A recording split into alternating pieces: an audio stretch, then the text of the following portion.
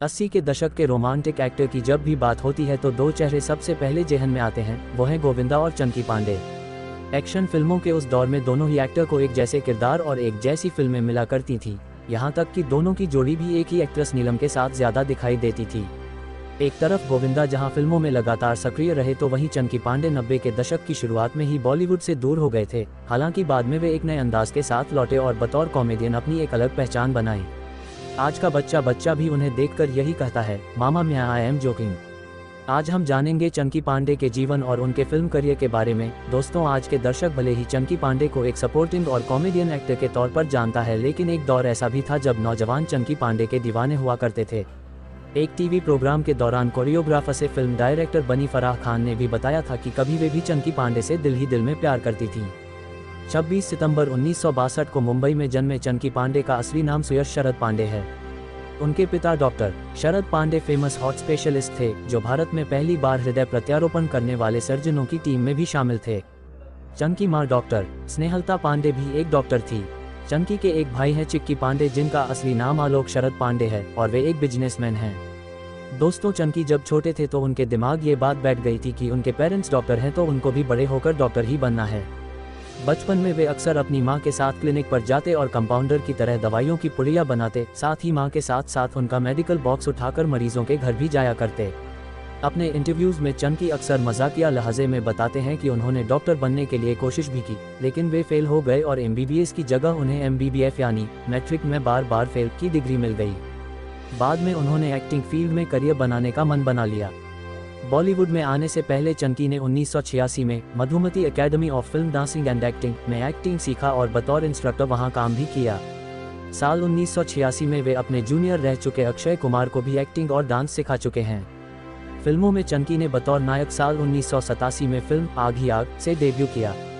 हालांकि साल 1981 में वे एक एक्स्ट्रा कलाकार के रूप में फिल्म रॉकी के एक गीत रॉकी मेरा नाम में दिखाई दिए थे, जिसे बिल्कुल नोटिस नहीं किया गया था।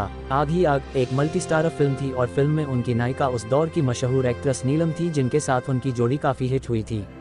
दोस्तों, इस फिल्म के निर्माता पहलाज निहलानी ने अभिनेता चंकी पांडे को इस फिल्म के साथ ही अपनी आगामी फिल्म पाप की दुनिया के लिए भी साइन कर लिया था और दोनों फिल्मों की सफलता से देखते ही देखते चंकी पांडे ने लगभग 20 से 22 फिल्में साइन कर ली थीं।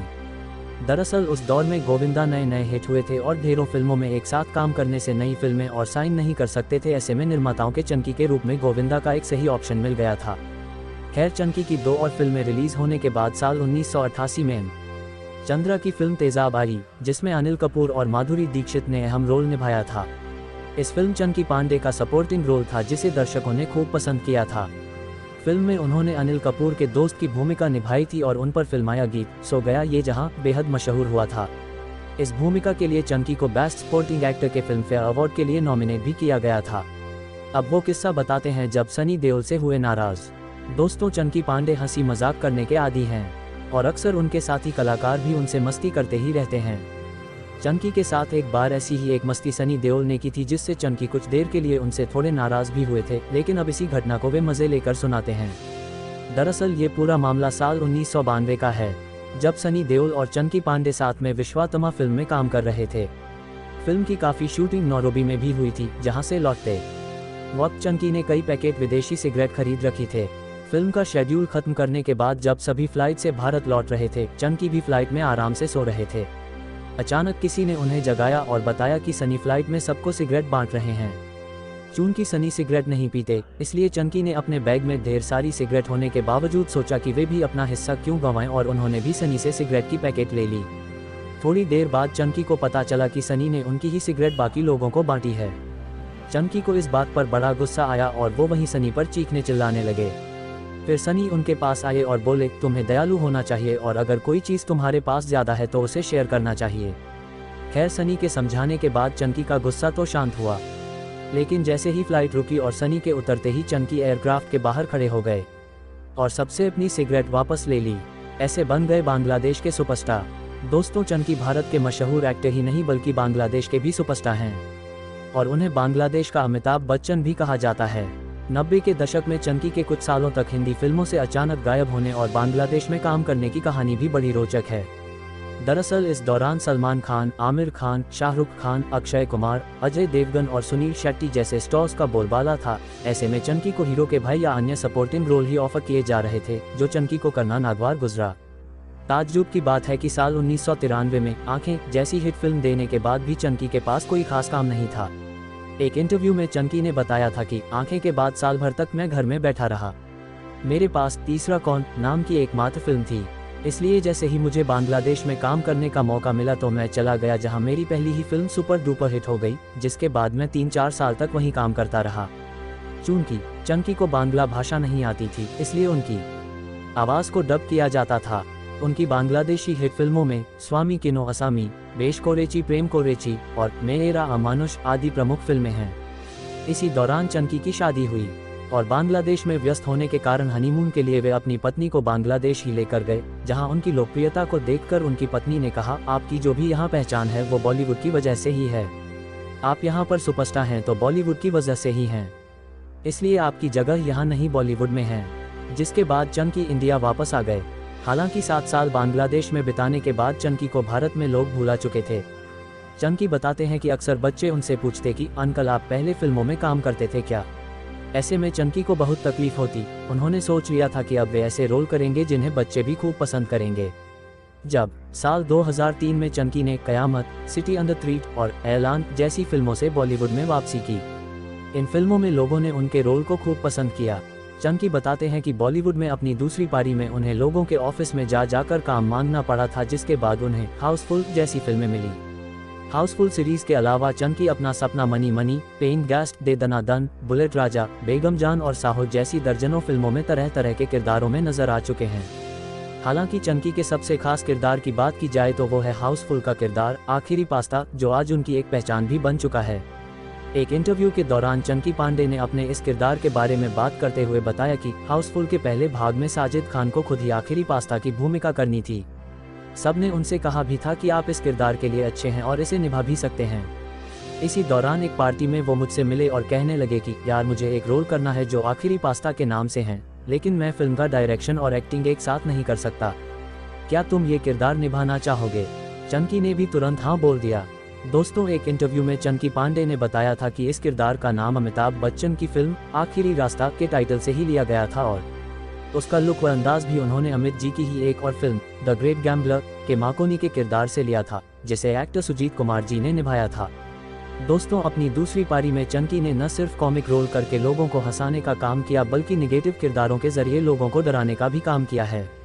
भला कौन भूल सकता है साल 2019 में आई फिल्म साहो में उनके द्वारा निभाए देवराज के किरदार को, जिसे देखकर हर कोई हैरान रह गया था। दरअसल एक्टर प्रभास की इस फिल्म में उन्होंने एक ऐसा नेगेटिव किरदार निभाया था जो उनका अब तक का सबसे खौफनाक किरदार है। हालांकि इस किरदार की वजह से एक बार उन्हें मुसीबत का सामना भी करना पड़ा था। IBT टाइम्स की खबर के मुताबिक चंकी ने एक इंटरव्यू में कहा था कि इस फिल्म से मुझे जैसा रिस्पॉन्स मिला उसे देखकर मैं हैरान हूँ। हाल ही में जब मैं कहीं गया हुआ था, उस समय एक आंटी चप्पल लेकर मुझे मारने आ गईं।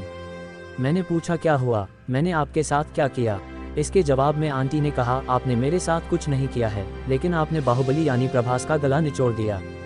चंकी पांडे, आप बहुत कमीने हो।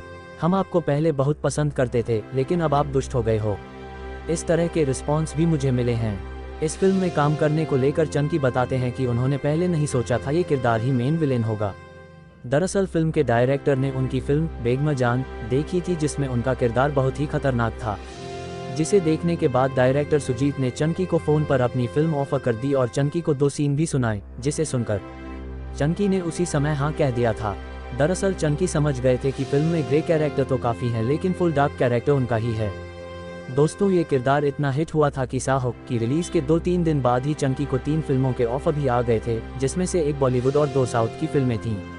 बात इनके नेगेटिव किरदारों की हो रही है तो वेब सीरीज अभय सीजन 2 में इनके सीरियल किलर की भूमिका को कैसे भुलाया जा सकता है। मात्र एक ही एपिसोड में दिखे चंकी सब पर भरी पड़े थे। चंकी फिलहाल हिंदी और बंगाली के अलावा गुजराती, मराठी और तमिल आदि फिल्मों में काम कर चुके हैं। जब चंकी को एक अजीबोगरीब ऑफर मिला। दोस्तों, फिल्मी दुनिया में कभी कभी बड़े अजीबोगरीब किस्से हो जाते हैं, जिन्हें सुनकर ताज्जुब भी होता है और हंसी भी आती है। साल 2009 में एक ऐसा ही किस्सा चंकी पांडे के साथ भी हुआ था, जब चंकी को एक बार किसी अजनबी की मौत पर मातम मनाने के लिए लाखों रुपए की पेशकश की गई थी। दोस्तों, बॉलीवुड अभिनेताओं को शादियों, जन्मदिन पार्टियों आदि में आमंत्रित किया जाना आम बात है, लेकिन चंकी को एक बार एक कारोबारी ने अंतिम संस्कार में आने के लिए आमंत्रित किया और बदले में 5 लाख रुपए भी ऑफर किए, जिसे चंकी ने ठुकरा दिया। चंकी का कहना था कि उस परिवार के लोग चाहते थे कि मैं जाकर थोड़ा रोऊं और फिर पूरे अंतिम संस्कार के लिए एक कोने में चुपचाप खड़ा हो जाऊं। ऐसा इसलिए क्योंकि वे घर के मेहमानों पर असर डालना चाहते थे। लोगों को लगता है कि उनके परिवार ने भी फिल्मों में निवेश किया है और इस वजह से वे अब कुछ लोगों को उधार नहीं दे पाएंगे। चंकी पांडे ने अपने इंटरव्यू में ये भी कहा कि 5 लाख रुपए ऐसे काम के लिए छोटी रकम नहीं है, जहां उन्हें एक जगह खड़ा होना था, लेकिन उन्होंने इस ऑफर को ठुकरा दिया और अपनी जगह किसी और को भेज दिया। दोस्तों, फिल्मों के साथ साथ चंकी पांडे मुंबई में अपनी पत्नी भावना के साथ एक हेल्थ फूड रेस्तरां भी चलाते हैं। इसके अलावा बॉलीवुड इलेक्ट्रिक नाम से उनकी एक इवेंट मैनेजमेंट कंपनी भी है, जो स्टेज शोज का आयोजन करती है। साल 1988 में चंकी पांडे ने कॉस्ट्यूम डिजाइनर भावना से शादी की, जो उम्र में चंकी से 12 साल छोटी हैं।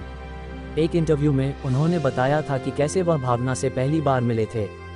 दरअसल 25-26 साल पहले दिल्ली में मिस इंडिया के पहले राउंड को जज करने के बाद चंकी मुंबई के लिए अपनी उड़ान मिस कर गए थे, जिसके बाद वे एक डिस्कोथेक में चले गए, जहां उनकी मुलाकात भावना से हुई। मजे की बात यह है कि जब भावना ने उन्हें अपना फ़ोन नंबर दिया तो उनके पास कागज़ या कलम नहीं था, लेकिन चंकी को वो नंबर ज़ुबानी याद हो गए। 1 महीने बाद चंकी फिर दिल्ली गए और भावना के घर फ़ोन किया तो पता चला कि भावना विदेश चली गई हैं। चंकी को लगा कि शायद उनको प्रेम कहानी यहीं ख़त्म हो गई है। हालांकि बाद में उन्हें पता चला कि भावना एयर होस्टेस की ट्रेनिंग लेने के लिए कुछ ही महीनों के लिए विदेश गई थी। चंकी बताते हैं कि मैं सिक्किम में शूटिंग कर रहा था और वह जर्मनी के लिए एक लंबी उड़ान पर थी। मुझे एहसास हुआ कि भगवान, मैं इस लड़की के बिना नहीं रह सकता। एक दिन एक कॉमन फ्रेंड ने उनसे बताया कि भावना मुंबई में है और लीला होटल में ठहरी है। बस फिर क्या था, चंकी होटल जा पहुंचे और शादी के लिए प्रपोज कर दिया, जिसे भावना ने स्वीकार भी कर लिया। चंकी और भावना की 2 बेटियां हैं, अनन्या और रयासा। अनन्या ने साल 2019 में आई film student of the year 2 से एक्टिंग की शुरुआत की थी। अगर यह वीडियो आपको पसंद आया होगा तो प्लीज़ लाइक करें, सब्सक्राइब करें और बेल आइकन जरूर दबाएं, ताकि मेरे चैनल पर अच्छे वीडियो आपको मिलते रहे। धन्यवाद। मिलते हैं अगले वीडियो में, तब तक के लिए हंसते रहिए, मुस्कुराते रहिए।